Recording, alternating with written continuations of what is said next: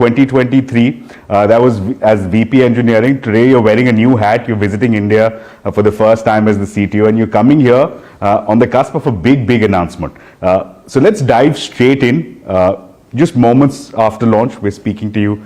Tell us more about it. We saw the first mention of this when Dara was visiting India last year. He expressed confidence in the digital public infrastructure here in India.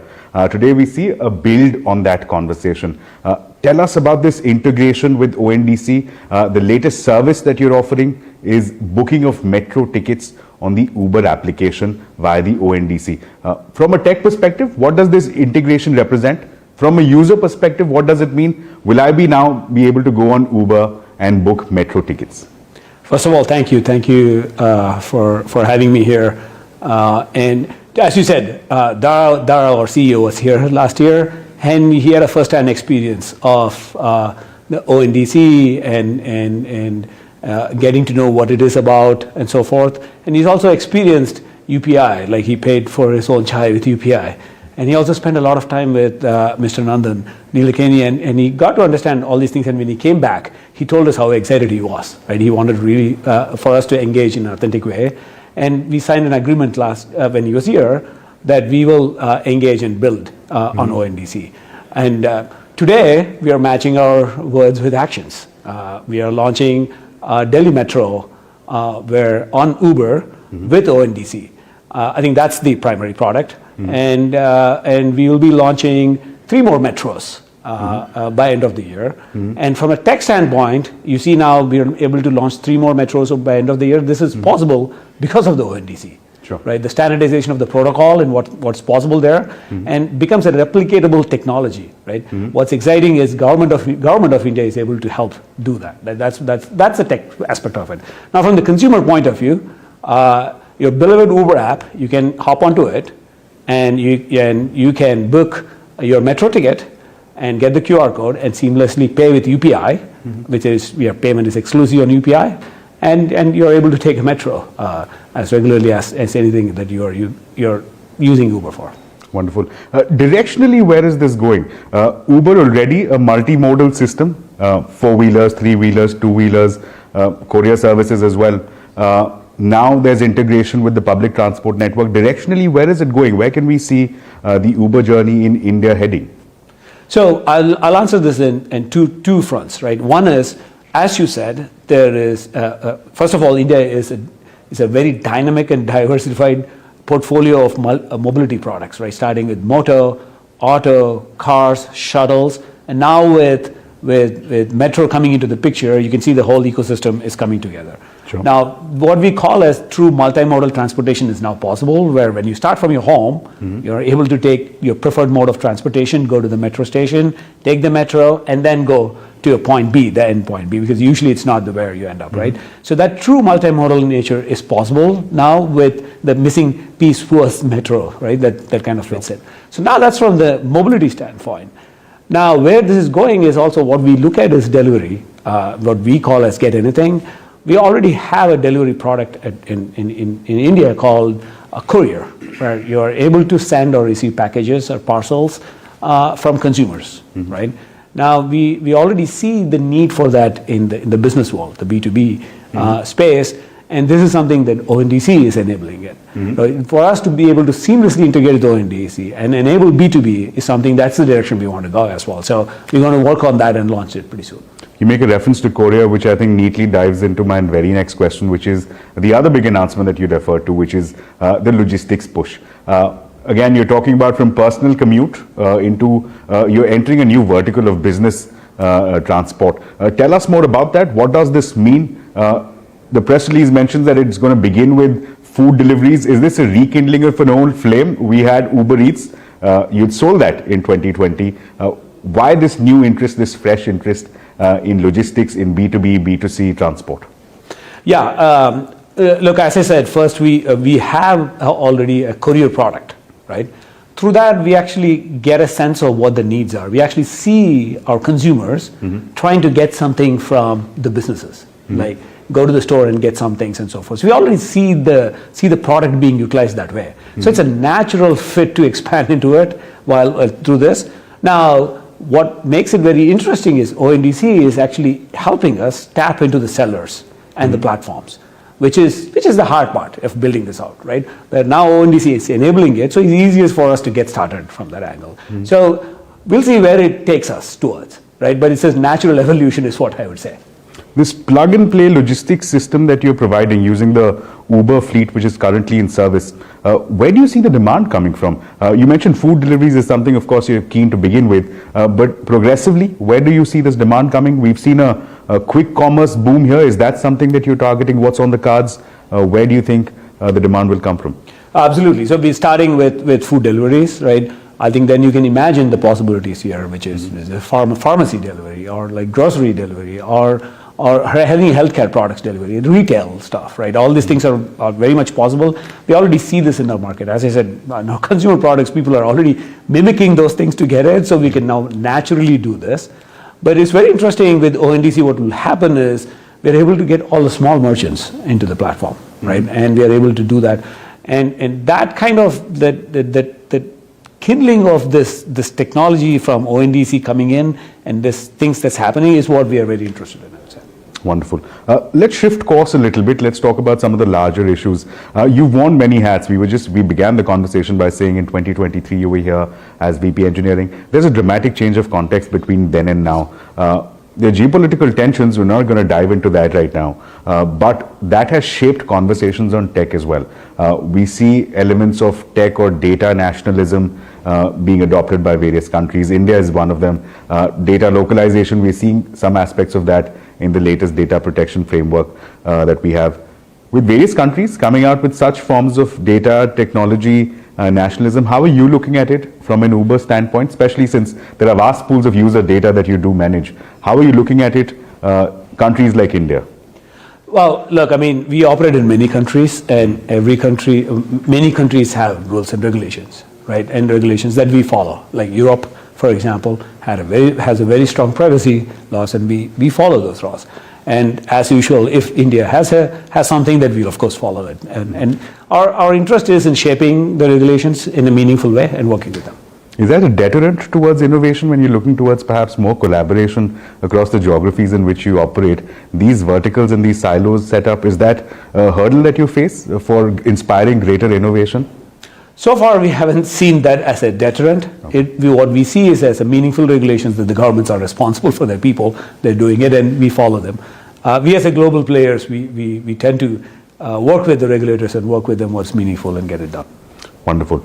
Let's also, since we're talking about data, one tricky question that I want to throw to you has been that there are some people who, citing their own personal anecdotes, they go to social media, they make references about how putting in the same location, the same destination, same time of day, different devices get different pricing, and Apple will probably get a higher pricing than an Android. A device with lower battery may perhaps get a higher pricing than others. Would you care responding to that? These are questions that often get raised anecdotally on social media, but how would you respond to that? So I will respond by saying that we categorically do not discriminate with device classes or iOS, Android. Now that is a fact. There are several aspects of it, of the pricing that gets determined, right? Your place, your location, time of the day where you are, and depending on the traffic conditions, the routing algorithms, where you get routed, all these things comes into picture. So it kind of seems like different prices sometimes where you are, but I would categorically say that we don't discriminate based on device classes. Wonderful. Let's talk sustainability now. Electrification of fleets is a conversation that's being had across various verticals, across various companies. Can you give us some guidance, some color on how that is progressing? We saw Uber Green some time back. It's kind of fallen off the radar. Why is that? Are there challenges that you're facing in terms of electrification of the fleet? And if yes, then what does the journey ahead look like in India? Look, I mean, sustainability is one of our biggest priority. We have specific goals that we are dealing with. I think what's most important is it's one thing to say that, hey, we're going to have electric vehicles on the platform. It's the other thing to be able to build the tech that is needed to make it work, right? It's not enough just to plug in. You need to be able to route properly, ingest the charge information, being able to route. Like, let's say if we match you with a ride that is like 20 kilometers, but your battery is just 10 10 kilometers, that's not going to work, right? That causes a lot of chaos. It's not like gas or petrol station where you can stop and so these things are we are building it out, right? Now the reason probably you're not seeing much is because like probably it's already there and you get used to it. But we have a lot of progress we have made in United States, Europe, and specifically India as well. Wonderful. Any roadmap, any figures that you're working with in terms of any percentage of the fleet that you may look to transition here in India? I remember from the last conversation you'd mentioned a 2025 target for London. Anything specific that you're working towards in India? I think we have targets in London for end of the decade, but I don't think there is specific targets in India, but our interest is to be able to scale EVs is better, and we already see the adoption of it. Let's talk about India in terms of an R&D innovation hub. From earlier conversations where I can recollect, there were conversations about how some of the innovation seen here, India of course provides vast scale, so something works in India, usually works elsewhere as well. Give us some indication, how have things grown from the last time you spoke to us? Is there a larger headcount? Are there more innovations that you'd like to share that have happened over the last 18 to 24 months that have now been replicated elsewhere as well? Look, I mean, first and foremost, since last we talked, we actually scaled more in India. Mm-hmm. We have hired more, we have worked with universities to hire new college grads and so forth. India is our second biggest tech hub outside of United States, which is actually one of the reasons why I come here often and spend time here. And I usually bring in my strong team along with me when they come and so forth. And in terms of the work that we do, I usually tell these three categories that we work on. One is the core infrastructure, right? We are a global company and we need a strong infrastructure to scale. And the second is the platforms, like the payments and the customer service and all these things. We build a lot of things in India as well. And the third is the products, right? We build some core products, the core rider experiences, core earner experiences, the vehicle fleet platforms, and so forth. And I think over the last few years, you guys might have seen we have launched very strong intercity products, which we are scaling globally as well.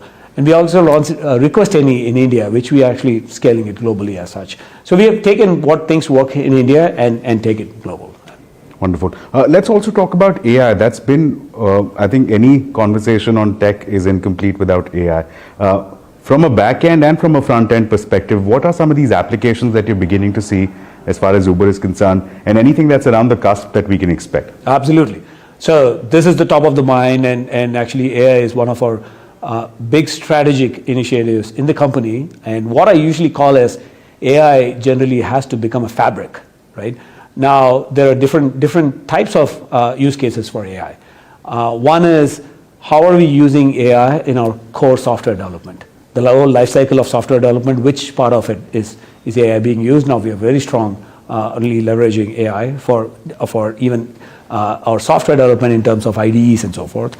And the second is our customer support. Like we use AI to do a lot of customer support stuff, which actually becomes a very high quality product that we build. Mm-hmm. Right? We are able to answer. And the third is the products that we build.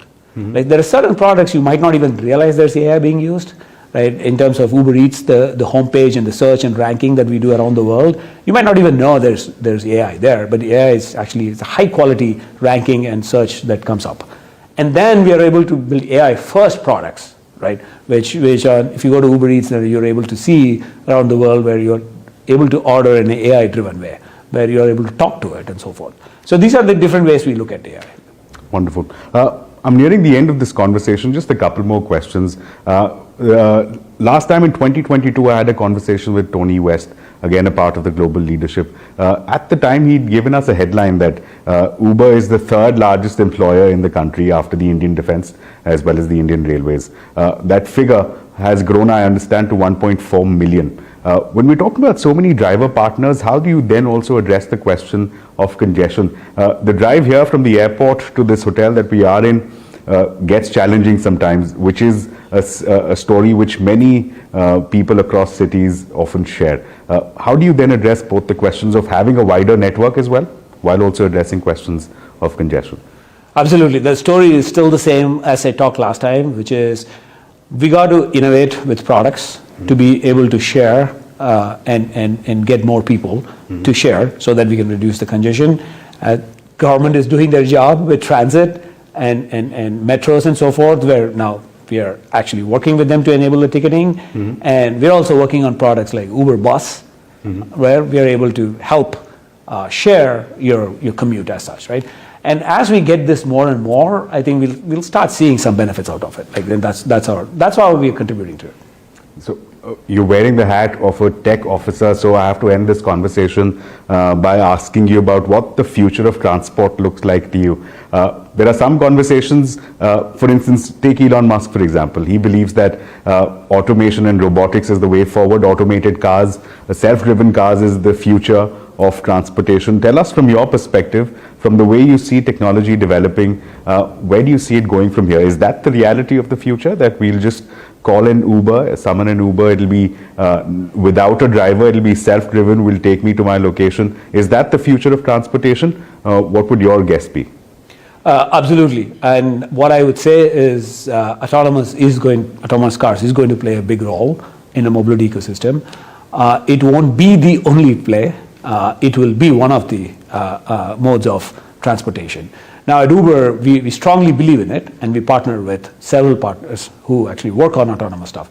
We launched in Austin, and we're going to launch in Atlanta with Waymo, and we have partnerships with 14 other partners around the world. We launched in Abu Dhabi as well. So this is something that's going to happen. And again, we believe Uber is the rideshare network that can actually scale autonomous vehicles. Any pilots that we can expect in India to see anytime soon that you're planning? If the autonomous tech is successful in India, Uber will be the first one to bring the tech. Wonderful. Thank you so much for joining us. This has been an engaging conversation in terms of learning more about Uber and directionally where it's going from here. Thanks so much for joining us, and we wish you the very best. Thank you so much.